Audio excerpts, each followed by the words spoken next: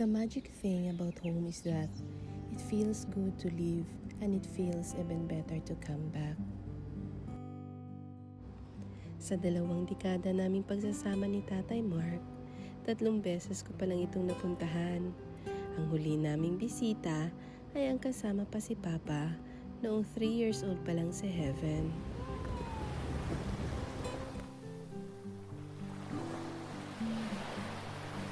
Hi, I'm Agnes and we are the Lamang Wanit family. Maraming salamat sa pagsama sa amin sa panibagong journey ng aming pamilya sa Mindoro, ang lugar kung saan isinilang at lumaki sa simpleng pamumuhay si Tatay Mark. Bago ang lahat, sinigurado muna ni Tatay Mark na nasa kondisyon ang aming sasakyan na si Faith. Nagdilig siya ng mga pananim at ibinili ng aming alagang aso sa maaasahan naming kapitbahay. While busy siya, ako naman ay abala sa pag-iimpake. I made sure na dala namin lahat ng essentials, medicine, vitamins, extra batteries, important documents, at baon. Medyo challenging ang pag-iimpake, lalo na't may 8 months old baby ako.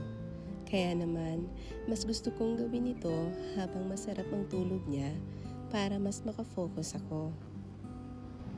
As usual, nagbaon din kami ng sarili naming pagkain at inayos ko na rin ang aming mga pasalubong. And I personalized some of them with a touch of love para maramdaman nila na hindi namin sila nakakalimutan kahit matagal na kaming hindi nagkikita. In Filipino culture, pasalubong is just a cherished tradition. It doesn't have to be expensive. What matters is the heart behind it. Para sa amin, hindi ito obligasyon, kundi isang sincere gesture of love.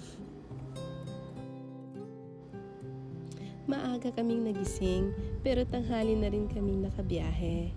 I'm sure marami ang makaka-relate na kapag may mga bata, it really takes more time to prepare just to make sure everything is well.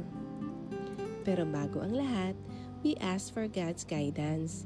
Isa itong kaugalian na itinuro ko talaga sa pamilya ko. To always start every journey with a prayer. Sobrang excited ni Kuya dahil makikita niya na ulit ang lolo at lola, cousins niya at lalo na ang mga farm animals. Ako naman, I was looking forward to the fresh air, the beautiful scenery, and this new adventure for our family. Mark felt the same. Siyempre, sabik na rin siyang makapiling muli ang pamilya niya. The weather was beautiful and the sea was calm. We actually got a bit lost at the Batangas port since it was our first time boarding a Roro with our own vehicle. Pero tinawanan na lang namin yon because it's all part of the experience. Napakagaan ng aming pakiramdam. Safe kaming dumating sa Abra de Ilog Fort kahit madilim na. Nag-quick meal muna kami before continuing the 3-hour drive. Inaasahan na rin namin na mahina ang signal dito, so we took it as a chance to unplug from our gadgets. Tamang-tama dahil nag-full memory na naman ang phone ko. Nakakataba ng puso dahil matyagang nagantay ang aking in-laws kahit madaling araw na kami dumating. Hindi ko na nakuhanan ng video ang moment na yon dahil sa storage ng phone ko. Pero ito ang maganda sa ugali nating mga Pilipino.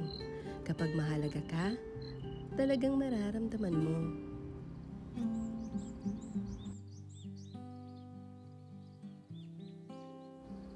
Pagising ko, I was greeted by the calm morning of Mindoro. Worth it ang pag-delete ng files kagabi because this view is something I really wanted to share with you all. This is the simple life Tatay Mark always talk about. Payapa, presko, at walang minamadali. After clearing some space on my phone, I took a slow walk to explore. Everything here feels so still. No fancy tourist spots, just trees, fresh air, and the simple life beside Tatay Mark's childhood home. It's actually the pahinga our souls needed. The privacy and the silence here are what I appreciate the most. No neighbors, just us and the trees. It's so quiet that you can actually hear the wind. This is the ultimate detox from the city. Just our family, the fresh air, some animals, and a whole lot of peace.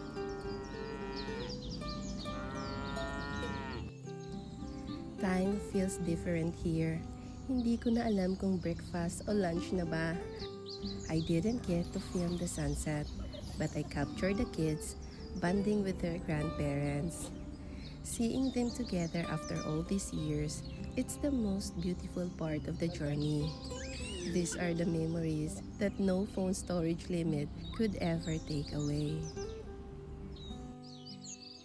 Dahil kami-kami lang, we had a simple meal outside. Everything tastes better under the trees na malamig ang simoy ng hangin. No fancy setup, just us, the baby, and the meal shared with love. It's these quiet moments we'll treasure the most. Sa probinsya, hindi mo kailangan makipag-unahan sa oras. While sa city, we are always chasing the next task, the next deadline, and the next busy moment. Pero dito, the only thing you chase is the breeze and the sunset. It's a different kind of wealth. Yung tipong gigising ka hindi sa tunog ng alarm o busina, kundi sa huni ng ibon at sikat ng araw.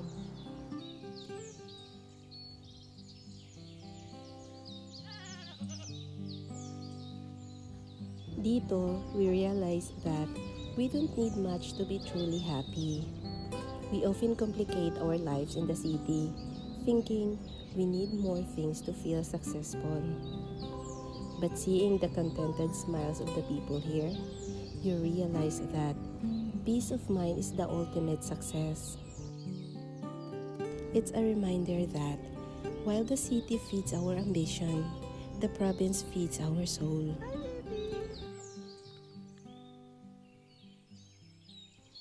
Siyempre, hindi na namin pinalampas ang Lumintao River, lalo na't matagal na itong naikwento sa akin ni Mark. Seeing it in person was a different experience. The water was so refreshing, but the wind was so strong. It was blowing sand everywhere, so it wasn't safe for the kids.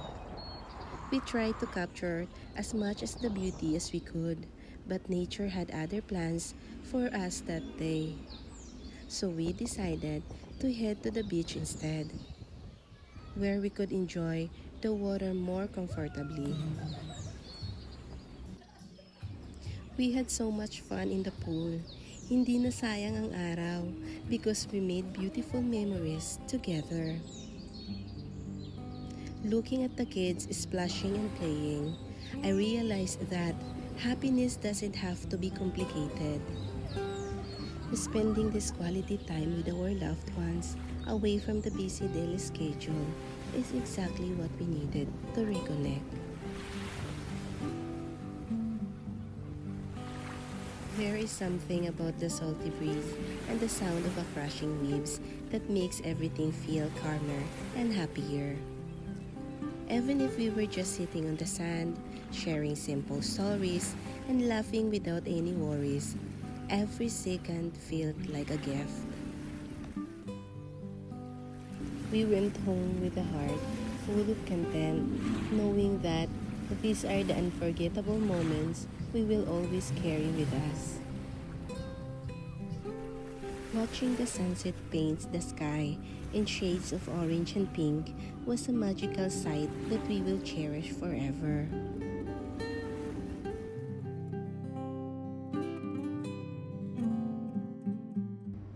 While we love it here, hindi pa kami ready na tumira dito permanently. But I am manifesting a dream na balang araw, magkaroon kami ng budget para makapagpatayo ng sariling shop para sa kinabukasan ng mga bata. It feels good to dream for your family. It takes patience and hard work, and I pray that God gives us the strength to reach our goals.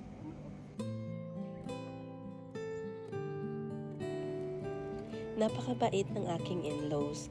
Binigyan pa nila ang mga bata ng pit goat na pinangalanan ni Heaven na Glory the Goat. There is a certain magic in the province, a rhythm the city cannot replicate. But the bittersweet truth is that peace doesn't always put food on the table. Without a livelihood here, the feet must still walk towards the city. But for now, I want to honor this slowness and carry a piece of this beauty back with me. Our hearts are full. Punong-puno rin ang sasakyan namin ng bigas, sariwang gulay na bigay ng aming mga kamag-anak. Filipinos are naturally giving. Kahit sa gitna ng hirap, basta may sobra, ay walang atubiling magbigay. Mindoro is my ideal place, where I can be myself, less worry. 1 week isn't enough, but it was a happy one. Life is light when it's simple. You don't need to impress anyone when you know you're appreciated by the people you love. To everyone who joined us in this journey, maraming salamat. May you also find your own Mindoro, a place where you can be your truest self.